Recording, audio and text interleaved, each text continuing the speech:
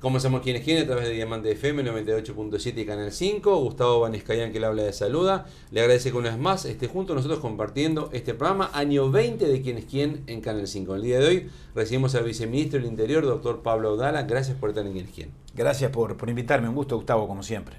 Una semana bastante particular que después estaremos hablando, pero usted viene insistiendo hace varios días o varias semanas en que en Uruguay aumentó mucho la violencia en general, no solamente en lo que después se transforma en los delitos. ¿Cómo se frena?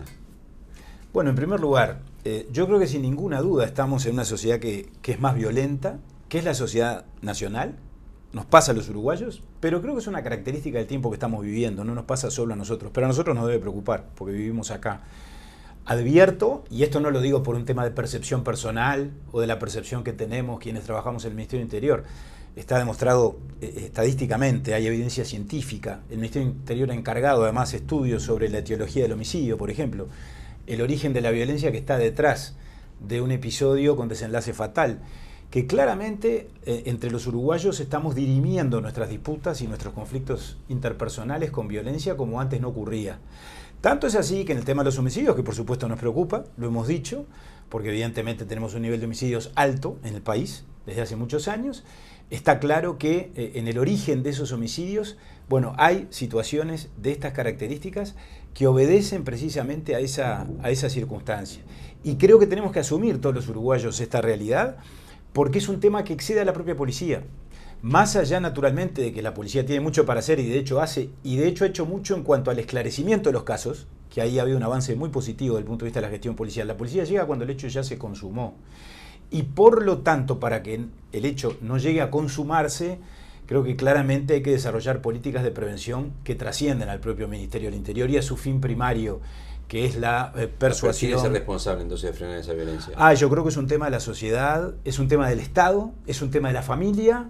Es un tema de la corresponsabilidad. ¿El Ministerio de Desarrollo Social? ¿Por dónde va? Yo creo que la interinstitucionalidad pública y la interinstitucionalidad pública con las organizaciones sociales, con la sociedad civil y la sociedad en general dando un paso más en cuanto a la responsabilidad social individual que tenemos que asumir cada uno de nosotros, y miren que esto no es un ejercicio abstracto o teórico, es lo que en este caso estamos todos llamados a asumir como una responsabilidad. Hay temas vinculados con la educación sin duda, con la educación formal y con la educación no formal, con el fomento de las buenas prácticas.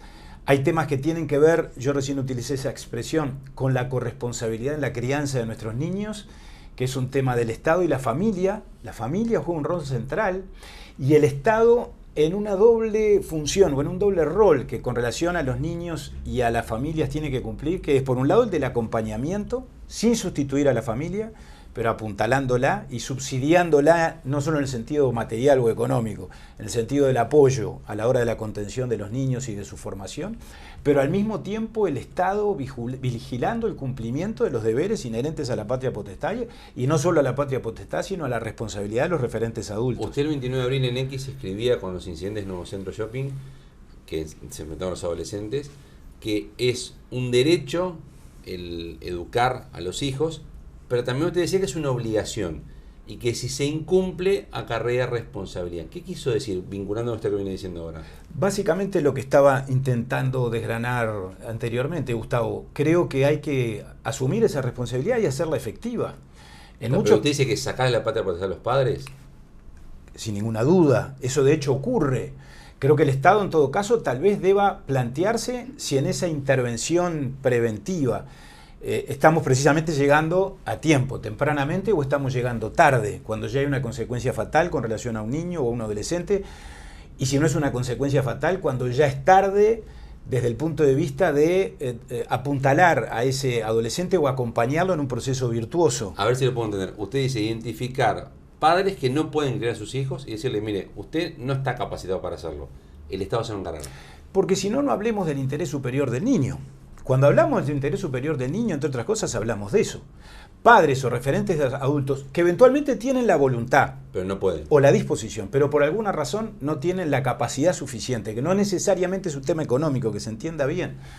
Muchas veces porque el tema de la droga, que todos sabemos que atraviesa todos estos problemas y el consumo problemático, afecta precisamente la capacidad de cuidado de los adultos. ¿Y usted le sacaría la patria potestad a sus padres? Bueno, no necesariamente tiene que ser, digamos, una ruptura del vínculo definitivo. Temporal sí. Temporal sí, el Estado tiene que actuar preventivamente, tiene que hacerse cargo del amparo. ¿Y quién es el padre o la madre de ese niño a partir de ese momento? O sea, ¿cómo el Estado lo sustituye? Bueno, ahí el Código de la Niñez es muy claro en cuanto a los mecanismos de revinculación familiar, porque eso, por supuesto, convive con el derecho a vivir en familia, que ese niño lo mantiene y que es un derecho humano fundamental. ¿Porque se lo pasa un abuelo? ¿Qué es lo que hace? Ahí el Estado lo que debe procurar hacer, y el sistema se supone que funciona en esa dirección, pero tal vez tengamos que preguntarnos si estamos, repito, siendo lo suficientemente eficientes a través de la justicia de familia especializada, a través de la Fiscalía General de la Nación, de la Unidad de Víctimas y Testigos y por supuesto desde el INAU y del MIDES, tiene que procurar una adecuada revinculación familiar, también tempranamente, oportunamente, para ese niño, que bueno, que esa revinculación familiar puede estar naturalmente, como muchas veces está, en el propio entorno familiar. Abuelos, tíos. En la propia familia, por afinidad o por proximidad que ese niño tenga, abuelos, tíos, o eventualmente cuando eso no ocurre, porque por supuesto la casuística es interminable, hay una institucionalización previa en el INAU que se supone debe ser por definición transitoria o debiera ser transitoria por el menor tiempo posible, y si la revinculación familiar con una familia biológica del entorno del niño o cercana a las relaciones más inmediatas de ese niño o de ese adolescente no acontece, por supuesto que está el camino de declarar la adoptabilidad y del proceso de adopción. Que vaya, si hemos trabajado mucho en esta etapa en hacer procesos o mejorar los procesos vinculados a la adopción para que sean más eficientes. Porque si no vamos a seguir teniendo adolescentes violentos que protagonicen hechos como los que están protagonizando si esto no se hace. Y bueno, y en parte la respuesta es sí. Yo creo que tenemos que asumir que en la génesis de la violencia hay un problema asociado con la educación, con la formación de los seres humanos, en todo lo que concierne a la formación humana. No exclusivamente en lo que tiene que ver con los contenidos educativos, también sin ninguna duda desde el punto de vista de la currícula, en primaria, en secundaria. En todo lo que concierne a la formación como ser humano, el desarrollo como persona, a la incorporación de los valores, que tanto hablamos de ellos. Bueno, el valor, naturalmente, de respetar los derechos de los demás, el valor de cumplir con la ley. ¿Qué pasa con el derecho a ser padre o madre? Porque alguno le puede decir, está bien, yo no estoy poniendo muy bien con mi hijo, pero yo tengo derecho a ser padre o madre. No, por supuesto. Por supuesto, lo que pasa es que en la armonización de los derechos hay derechos que prevalecen. Y yo sé que esto es muy doloroso muchas veces. Y creo que en eso el Estado, por supuesto, tiene necesariamente que darse sus tiempos y que procesar determinadas decisiones adecuadamente para evitar, por lo tanto, decisiones equivocadas que en última instancia siempre las terminan. Parece menor, son malos padres, estos padres que no pueden con ellos. Bueno, por lo pronto, los padres que no cumplen con su rol de padre, evidentemente no están pudiendo cumplir esa función. ¿Y son malos? Bueno, o por lo pronto son ineficaces, o no están cumpliendo la función que la ley les obliga a cumplir, y que la patria potestad como instituto fundamental establece como obligación, y tanto lo establece como obligación que hasta el propio sistema jurídico lo tipifica como delito. No precisa una nueva ley para esto, con lo que está le alcanza. Está. Lo que nos ha faltado en todo caso es jurisprudencia.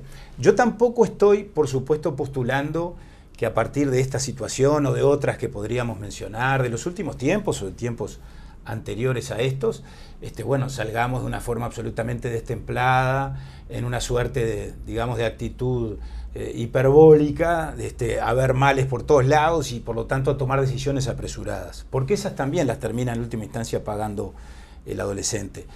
Por supuesto, y lo viví en el INAU, hay situaciones donde a priori hay referentes adultos que no están siendo capaces, pero que sin embargo con el acompañamiento del Estado se desarrollan esas capacidades o se superan esas debilidades y las cosas después funcionan. O sea, pedirle a esos padres que frenen lo que hacen sus hijos que están delinquiendo, a veces es pedirles algo un imposible. Ellos no pueden, no están capacitados para eso. Bueno, es decir, es muy difícil hacer generalizaciones. Yo creo que es un análisis que hay que hacer en cada caso concreto, como de hecho se hace. Yo no estoy diciendo nada nuevo. Yo simplemente estoy describiendo cómo funciona o cómo debería funcionar el sistema. Y en todo caso estoy recordando que el sistema es esto lo que establece. Esto está escrito en el Código de la Niñez. De lo que se trata es de cumplir con la ley. Pero ¿Se quiere pagar el costo de hacer esto? ¿Cómo? ¿Se quiere pagar el costo de hacer esto? ¿Cuál sería el costo asociado a esto? Mire, a usted le saco a su hijo, lo mando ni nada porque usted no puede con su hijo. Bueno, lo que pasa es que planteado en esos términos daría la sensación de que estamos hablando de una decisión poco menos que autoritaria, tomada desde... No, con todo el proceso, hace todo el proceso. Hay un costo. Vivimos en un sistema de garantías. Vivimos en un sistema de derechos donde no es el gobierno el que toma esa decisión, el gobierno en el sentido lato, en el sentido del Poder Ejecutivo o del Presidente de la República o del Ministro, no. Naturalmente que estas decisiones las adopta el Poder Judicial y las adopta después de un largo proceso, donde recaba asesoramientos que vienen de la sociedad civil, que vienen del INAU, que vienen del MIDES, que vienen de los propios instrumentos e institutos que tiene el propio Poder Judicial, como el Instituto Técnico Forense o la Unidad de Víctimas y Testigos de la Fiscalía. 8 homicidios en cerca de 6 días. 4 de esos homicidios, para matar 4 personas, se usaron 116 balas. Se está dando un mensaje al estilo Maras, al estilo de lo que pasa en otros países como México, de que acá hay otra forma de delincuencia que está surgiendo en nuestro país. Mire, yo en el tema de interpretar mensajes creo que podemos ingresar en un camino que siempre es tortuoso y que es absolutamente subjetivo. Creo que esto hay que inscribirlo también en el contexto más general que yo decía hoy. Porque claro, cuando ocurre un acontecimiento de estas características, a todos nos conmueve y la sociedad se sacude. Después pasa el tiempo, el homicidio se esclarece o los hechos se esclarecen, más o menos, damos vuelta a la página y hasta que no ocurre una situación similar como esta que aconteció, que tampoco es nueva, vamos a decirlo, y esto no es por desestimar su importancia, entonces no nos volvemos a conmover. Yo creo que no podemos perder la perspectiva de lo que yo dije antes. Estadísticamente está demostrado, surge de las cifras del Observatorio de Criminalidad del Ministerio del Interior y en mucho mayor medida de los estudios académicos que yo decía hace un rato, el doctor Rogido, yo no sé si tú has tenido oportunidad de conversar con él en alguna oportunidad. Está claro que la participación del narcotráfico, del ajuste de cuentas, del conflicto criminal en la explicación de los homicidios y aún en la propia violencia de ellos, sigue siendo una explicación marginal. Según los estudios de Rogido, por ejemplo, apenas el 15% de los homicidios que se cometen en Uruguay tienen que ver con estas circunstancias. O sea, pero no hay bandas tipo Maras en Uruguay. Yo creo que no hemos llegado a eso. Es decir, entiendo que en tal caso hay una violencia en parte asociada a las organizaciones criminales, pero es una violencia que en todo caso la sociedad todavía, o el Estado, todavía domina y controla. Domina y controla en términos de que podríamos llevar también esto al terreno y al análisis de cuál es la respuesta policial que se viene dando. Entonces no coincide con el senador Gandini que dice que hay zonas que manda el narco. No hay zonas... Senador de su partido, ¿eh? No, está bien. Estamos en tiempo de campaña electoral, es un tiempo donde se habla mucho y se habla mucho del tema seguridad y está muy bien, y hablan candidatos de todos los partidos y es absolutamente legítimo. Pero senador y precandidato de su partido dice, hay zonas que manda el narco. Yo entiendo que la evidencia del Ministerio del Interior indica claramente y sobre todo a partir de los cambios que se vienen introduciendo desde el año 2020 que no hay zonas prohibidas, que no hay zonas liberadas y que hay zonas donde la policía interviene y no retrocede. O sea que Gandini se equivoca con eso. No escuché ¿hay lugares que manda el narco? No escuché las declaraciones de Gandini y repito, no le voy a contestar a un compañero de partido. Es más, yo también estoy en campaña. Porque vamos a ser claros, yo estoy participando de la campaña, por supuesto cumpliendo con mis responsabilidades de gobierno primero que nada, pero no rehúyo mi condición de dirigente político. Ahora, cuando hablo de estos temas, cuando hablo de los temas de la seguridad, hablo en mi condición de subsecretario del Ministerio del Interior. Y en esa condición prefiero hablar desde los datos, desde las cifras. Entonces los datos para usted indican que no hay lugares que estén controlados por el narco en Uruguay. Si nosotros hacemos un balance de lo que ha venido ocurriendo estadísticamente en materia de criminalidad y en todo lo que concierne a la política de seguridad del año 2020, advertiremos no solo que hemos roto la tendencia en cuanto al incremento de determinados delitos, como por ejemplo la rapiña, los hurtos y el abigeato, sino que además desde el punto de vista del despliegue territorial, de la presencia de la policía en todas las zonas, del ingreso precisamente de la policía. Ustedes recordarán que se ha hablado mucho, particularmente desde que asumimos con el ministro Martinelli en noviembre del año pasado, de los barrios intervenidos. En los barrios que se supone hay situaciones de mayor complejidad, vinculadas con las zonas de calor, asociadas a la violencia y asociadas a la presencia de delincuentes. Bueno, el ministerio ha intervenido, ha instalado la Guardia Republicana, ha estabilizado y ha ordenado la situación y ha pacificado el entorno, cosa que los propios vecinos reconocen. Entonces tampoco coincide con el alcalde del municipio de F, que es de su partido, en Montevideo, José Pedro López, que dice, se nos fue un poco el control de esto. No lo escuché a Juan Pedro López. En estas horas vinculado al homicidio en el local de Pavos de Red. No escuché sus declaraciones y repito, me parece que a la hora de opinar Es lógico que se opine, está bien que se opine desde la política, en un tema que por supuesto siempre es complejo, siempre es difícil, siempre estimula el debate político, y todos sabemos que en el marco de una campaña que estamos a 20 días de votar, por lo pronto en esto que es una suerte de primera vuelta electoral hacia la presidencia de la República, es natural que bueno. O sea, queda mejor que decir eso que lo que usted está político. diciendo. No lo sé, porque ni siquiera me lo planteo, Gustavo, y además no estoy para eso. En tal caso, creo que lo que desde el Ministerio del Interior podemos hacer en términos de contribuir al debate, más que involucrarnos en él o tomar parte en términos, digamos, de asumir una conducta política, que a mí me encantaría y lo haría con mucha facilidad porque yo vengo del sistema político, es aportar evidencia, es aportar datos, es dar información absolutamente objetiva de todo lo que hemos venido haciendo, que tiene componentes legales, por los cambios que se introdujeron en la LUC, que han sido fundamentales, y que tiene componentes operativos por el mucho mayor despliegue policial que tenemos. Le cruzo de bando. El precandidato del Frente Amplio, Yamandu Orsi, dijo en nuestro programa que en uno de los barrios de Montevideo que visitó, la gente dijo, estamos más tranquilos ahora, más seguros, porque desde que el narco tiene el comercio de la zona, nos da seguridad a todos. ¿Usted tampoco tiene evidencia de eso? No la tengo, no sé a qué barrio se refiere. Él no identificó el barrio al aire, quizás por proteger el barrio. Repito que se dicen muchas cosas, ¿no? Se dicen muchas cosas. Tampoco es cierto eso, que dan protección los narcos a un barrio, a una manzana, a un entorno. No. A mí no me consta.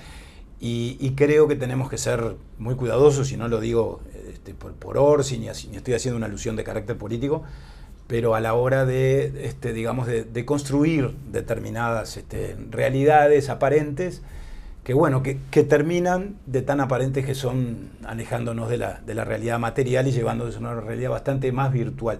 ¿Esto quiere decir que no tengamos que preocuparnos, que no nos estemos preocupando? Por supuesto que sí, y nos preocupamos todos los días, y todos los días trabajamos para mejorar la respuesta. Ahora, que la respuesta está mejorando, si yo viniera y dijera está todo bien, sería un irresponsable. Si dijera está todo mal, no reflejaría mi pensamiento.